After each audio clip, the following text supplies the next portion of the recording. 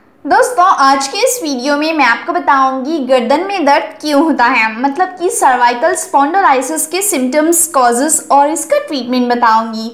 तो देखिए दोस्तों, गर्दन दर्द की समस्या को ही ना सर्वाइकल पेन कहते हैं।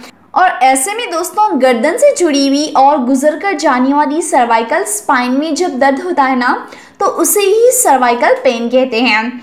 और दोस्तों देखिए, गर्दन में दर्द होने की दिक्कत ना भारत में बहुत तेज़ी से बढ़ती ही जा रही है। हर दूसरे व्यक्ति को गर्दन में दर्द की प्रॉब्लम हो रही है। दरअसल दोस्तों, शरीर का संतुलन ठीक ना होने की वजह से ना गर्दन में जो मांसपेशियां होती हैं ना, उनमें खिंचाव आ जाता है। और आजकल की कार्य जीवन शैली जैसे कि मोबाइल, लैपटॉप या फिर कंप्यूटर ने ना इस बीमारी को और भी ज़्यादा गंभीर बना दिया है। उम्र के बढ़ने के अलावा ना कई ऐसे कारण हैं जैसे कि गर्दन में चोट लगना, लिगामेंट्स कड़े हो जाना, शारीरिक सक्रियता की कमी के साथ ही अपनी गर्दन को ना असुविधाजनक स्थिति में लंबे समय तक होल्ड करना आदि भी जो है ना आपके गर्दन के दर्द के कारण में जिम्मेदार होते हैं। अगर वक्त रहते इसका इलाज ना कराया जाए ना दोस्तों, तो सर्वाइकल पेन भी हो जाता है। और अगर एक बार सर्वाइकल हो गया ना, तो ये सिर्फ गर्दन तक सीमित नहीं रहता है, बल्कि दोस्तों धीरे धीरे से ना आपके शरीर के दूसरे भागों को भी जो है अफेक्ट करता है और अपनी पकड़ में इन्हें ले लेता है। इस वजह से ना दोस्तों, सर्वाइकल की वजह से लोगों को गर्दन में इतना तेज दर्द होता है कि ना उन्हें रोजमर्रा के अपने कार्य करने में भी काफ़ी ज़्यादा परेशानी का सामना करना पड़ता है और वो जो है काम करने के टाइम पे कंफर्टेबल हो ही नहीं पाते हैं। और इसके अलावा इसके और भी कारण हो सकते हैं। तो यदि आप भी समस्या से पीड़ित हैं तो ऐसे में दोस्तों इसके शुरुआती लक्षणों को जान लेते हैं।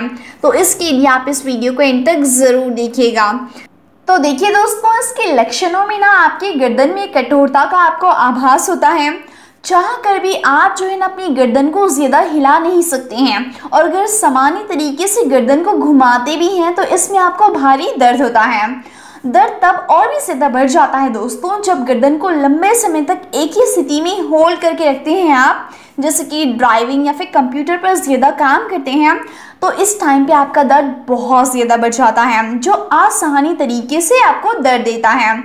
और ना दोस्तों, गर्दन दर्द का अन्य लक्षण जो है सिर दर्द होना भी है। जी हाँ, अगर आपको सर दर्द हो रहा है, साथ में आपको लगता है कि आपके कान के पीछे से लेकर गर्दन में आपको दर्द हो रहा है, तो दोस्तों ये सर्वाइकल स्पॉन्डिलोलिसिस के ही सिम्टम्स होते हैं। और यदि किसी व्यक्ति को सिर या फिर गर्दन को हिलाने में परेशानी हो तो उसे गंभीरता से लेना चाहिए, क्योंकि ये गर्दन में दर्द का ही लक्षण होता है। इस समस्या का अन्य लक्षण ना मांसपेशियों में अकड़न होना है। ऐसी सिचुएशन में लोगों को बदन दर्द भी होता है, मतलब बॉडी पेन्स भी होते हैं, जिसके लिए उन्हें अक्सर दर्द निवारक दवाइयों का भी सेवन करना पड़ता है। तो ऐसे में दोस्तों नौबत यहाँ पर तक आ गई है कि आप जो है बॉडी पेन्स के लिए या सर दर्द के अलावा दूसरे दर्द के लिए बार बार जो है ना पेन किलर्स का सहारा ले रहे हैं। तो ऐसे में आप पेन किलर्स का सेवन करना पहले तो तुरंत बंद कर दीजिए और ना दोस्तों तुरंत ही डॉक्टर से कंसल्ट कीजिए और अपनी प्रॉब्लम को बताइएगा। और ना दोस्तों, ना सिर्फ आपको ये प्रॉब्लम्स होती हैं, बल्कि इसके अलावा ना जब कभी भी आपको सर्वाइकल स्पॉन्डिलोलिसिस की प्रॉब्लम होगी तो आपकी गर्दन में गांठें होना भी जो है शामिल होता है। जी हाँ, ये गांठों में आपको दर्द भी होता है, जिसे किसी भी व्यक्ति को नज़रअंदाज नहीं करना चाहिए और तुरंत ही मेडिकल सहायता लेनी चाहिए। और हाँ दोस्तों, जब आपको सर्वाइकल स्पॉन्डिलोलिसिस की प्रॉब्लम होती है तो ऐसे में गर्दन का कठोर होना या फिर सख्त हो जाना भी शामिल होता है। इतना ही नहीं, गर्दन में दर्द होने का एक बड़ा विचित्र लक्षण ये है कि दोस्तों, यदि आपको गर्दन दर्द हो रहा है या होने वाला है तो आपके हाथ, पैर और पंजे अचानक से सुन्न हो जाएंगे। तो आप समझ जाएं कि दोस्तों अब आपको जो है गर्दन में दर्द, तेज़ दर्द स्टार्ट होने वाला है, और ये जो है सर्वाइकल स्पॉन्डिलोलिसिस का ही संकेत है। और ना देखिए, मस्तिष्क के पिछले भाग और दोनों कंधों में भी आपको काफ़ी ज़्यादा दर्द का अनुभव होता है। इसीलिए अगर आपका गर्दन का दर्द जो है ना कंधों तक जा रहा है तो ये बहुत ही ज़्यादा जो है ना गंभीर स्थिति बन जाती है, जिसमें आपको डॉक्टर को कंसल्ट करना ज़रूरी हो जाता है। इसीलिए इस सिचुएशन को नज़रअंदाज मत कीजिएगा। और ना दोस्तों, आपके गर्दन से जुड़े दो भाग होते हैं। एक तो है आपके गर्दन का पिछला और निचला भाग, और दूसरे हमारे कंधे। तो ऐसे में दोस्तों, जिसे गर्दन दर्द या फिर सर्वाइकल पेन कहते हैं ना, अगर ये समस्या आपको हो रही है या फिर होने वाली है तो आप गर्दन की पिछली तरफ और कंधों में बहुत ज़्यादा दर्द का अनुभव करेंगे। इसीलिए अगर आपको आपके कंधों में या फिर आपका जो गर्दन का पिछला और निचला भाग होता है उसमें ज़रा सा भी पेन महसूस हो, फील हो, तो आप इसे हल्के में मत लीजिएगा। स्टार्टिंग स्टेज में ही आप डॉक्टर के पास जाके जो है इसका इलाज करवा लीजिए, ताकि दोस्तों आपको सर्वाइकल जो भयानक पेन होता है वो ना हो सके, ठीक है।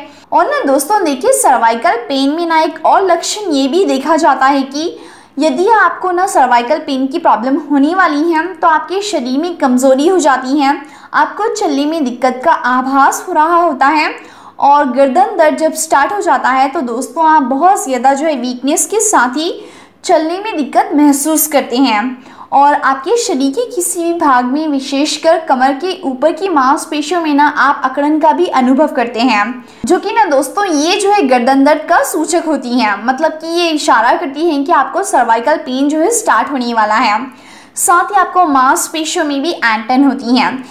तो ऐसे में दोस्तों आपको ना गर्दन से लेकर आपके रीढ़ की हड्डी तक हल्का सा भी दर्द महसूस हो रहा है तो आप ना दोस्तों इसे जो है हल्के टाइम पे ही जो है ना गंभीरता से लेकर डॉक्टर से कंसल्ट कीजिए, और सर्वाइकल पेन को ना दोस्तों स्टार्ट होने से पहले ही बचा लीजिएगा।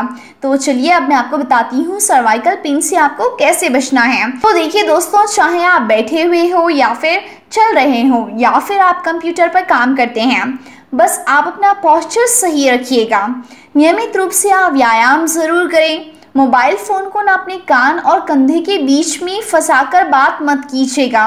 और हाँ, मोबाइल फ़ोन के अत्यधिक इस्तेमाल से बचें, और अगर आप मोबाइल फ़ोन इस्तेमाल कर भी रहे हैं तो अपनी गर्दन को ज़्यादा देर के लिए झुकाकर मत रखिए, क्योंकि दोस्तों इसकी वजह से ना आपको गर्दन में बहुत पेन होता है। साथ ही हड्डियों को स्वस्थ रखने के लिए ना कैल्शियम और विटामिन डी का सेवन पर्याप्त मात्रा में ज़रूर कीजिएगा। ये आपकी हड्डियों के मजबूती के लिए बहुत ज़रूरी है।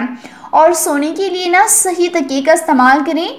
ऊंचा या फिर बहुत ज़्यादा छोटा तकिया इस्तेमाल मत कीजिएगा। मीडियम साइज़ का तकिया जो कि आप कंफर्टेबल तरीके से सो सकते हैं और जिस पर सोने से आपको पेन नहीं हो रहा है गर्दन पर, इस तरीके के तकिए का इस्तेमाल करते हुए ही सोइएगा। तो दोस्तों ये थे गर्दन दर्द के कारण, लक्षण और साथ ही इसका इलाज। तो आप इन बातों को ध्यान में रखिए। जो भी सावधानी आपको बरतने के लिए कहा गया है आप उनका ध्यान ज़रूर रखिए। इस तरीके से आप गर्दन में होने वाले भयानक दर्द को कम कर सकते हैं, वो भी कुछ ही दिनों में। इसीलिए आप अपने आप को हमेशा हेल्दी बनाए रखने के लिए अपने पोस्चर को हमेशा मेंटेन करें।